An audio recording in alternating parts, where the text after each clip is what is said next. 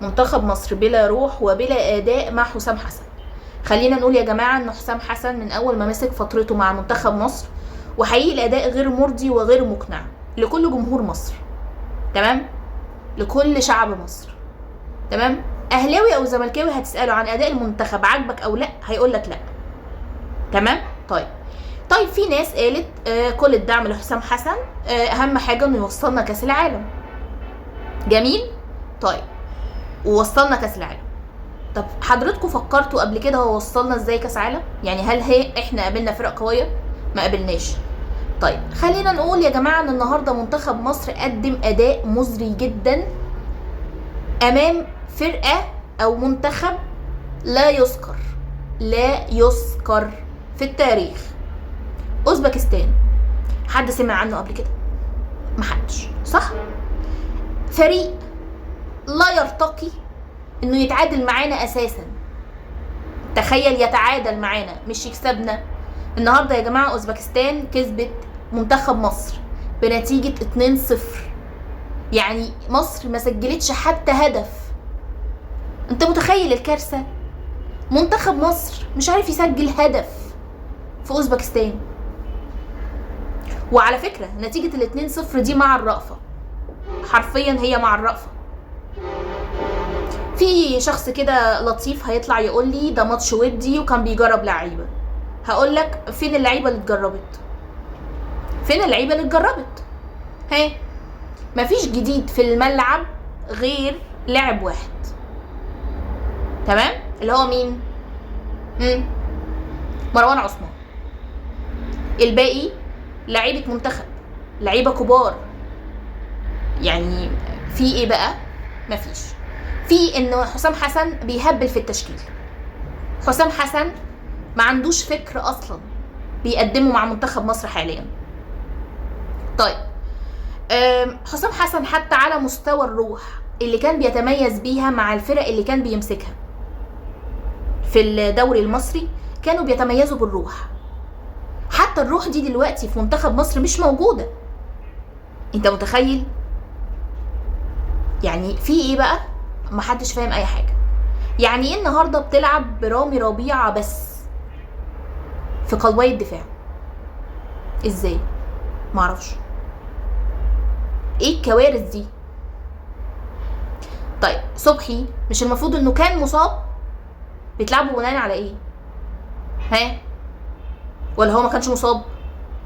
كان المفروض انه كان مصاب، اتقال كده، عشان كده ما لعبش السوبر. طب بتلعبوا بناء على ايه؟ النهارده صبحي اي كرة بيخرج عليها وخلاص. طب محمد الشناوي بتقول انك بتريحه وفعلا نزل خبر بده، جميل قوي، تمام. فين احمد الشناوي؟ جايبه ليه طيب لما انت مش هتلعب؟ ممكن افهم، حد يفهمني يا جماعه الاختيارات وان انت تلعب حد ده بناء على ايه؟ ما هو انا لازم افهم، انا واحده من جمهور، صح؟ انا واحده من مشجعين منتخب مصر، انا واحده مصريه اهو، من حقي افهم. انت بتلعب صبحي النهارده ليه؟ مش هو المفروض راجع من اصابه؟ ده اذا كان مصاب اصلا. طب بتلعبه ليه؟ الطبيعي والمنطقي انك تلعب محمد الشناوي. طيب الشناوي عايز تريحه، جميل قوي، لانه لعب ماتشين بتوع السوبر المصري، جميل قوي. طيب احمد الشناوي ما لعبش غير ماتش واحد، طب هو هيريح ليه؟ طب خده بقى لعبه. امال انت واخده ليه يا حبيبي؟ حقيقي مش مفهوم. النهارده مراكز اللعيبه في الملعب مش مفهومه، هم نفسهم مش فاهمين هم بيلعبوا فين. يا جماعه يا جماعه في حاجه غلط. اسامه فيصل اللي هو بيلعب اصلا مهاجم صريح ما كانش بيلعب النهارده مهاجم صريح. في ايه بقى؟ طيب زيزو اللي هو بيلعب وينج يمين او صانع العاب، اللي تشوف يعني هما مركزين اهو، مش مالين عينك؟ برضو مش مالي عيني، لا بيلعبهولي وينج باك. بتعمل ايه؟ انت بتعمل ايه؟ حمدي وهاني اللي هما اصلا المفروض ظهيرين مش بيلعبوا في مراكزهم، بيلعبوا مدافعين في طريقه الليبرو. انت مش فاهماك انت بتعمل ايه. تخيل ان حتى مراكز اللعيبه انت مغير فيها في الملعب. ازاي؟ حد يقنعني، حد يقنعني، اقسم بالله انا مش فاهمه لحد دلوقتي انت بتعمل ايه. مروان عطيه، مروان عطيه انت سايبه لوحده، سايبه لوحده حرفيا. بعيدا ان مروان عطيه النهارده كان زي الزفت، انا عارفه ومعاكوا جدا. انا مش طالعه ادافع عن مروان عطيه خالص، مش طالعه ادافع عن اي لعيب اخفق في الملعب.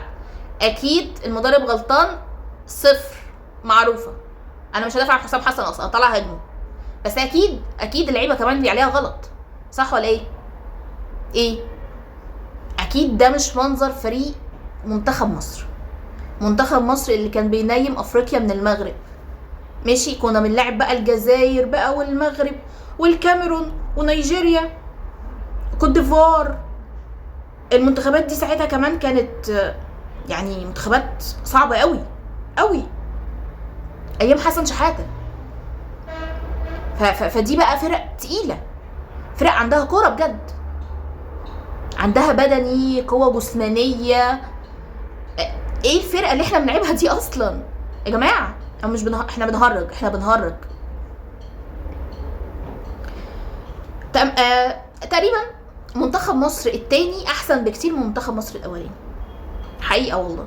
النهارده منتخب مصر التاني كان بيلعب الجزائر ماتش ودي، والحقيقه ان منتخب مصر عمل ريمونتادا، بيفوز على الجزائر بنتيجه 3-2.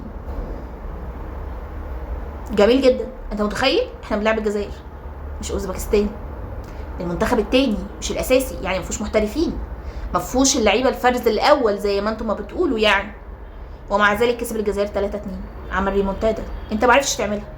انت متخيل يعني؟ انت حتى لو عكيت الدنيا في الشوط الاول، انت عكيت الدنيا في الشوط الاول في التشكيل، اوكي جميل قوي، كان عندك فرصه الشوط الثاني كله انك تعمل ريمونتادا. كنا هنطلع نسقف لك على فكره هو اي شخص ممكن يخطئ، صح ولا لا؟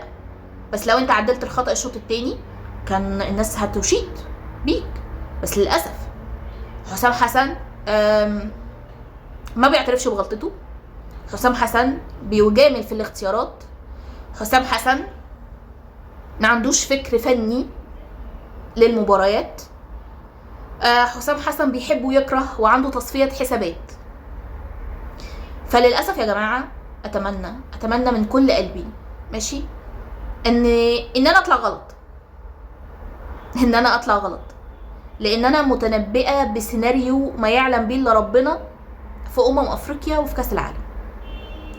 اتمنى ان انا اطلع غلط، وان حسام حسن يطلع صح، وان احنا نعمل اداء يشرفنا جدا في كاس العالم وناخد بطولة افريقيا والله. بس للاسف انا المعطيات اللي قدامي بتقول ان احنا هنقدم اداء سيء للغاية، ده للاسف. اتمنى اكون انا غلط.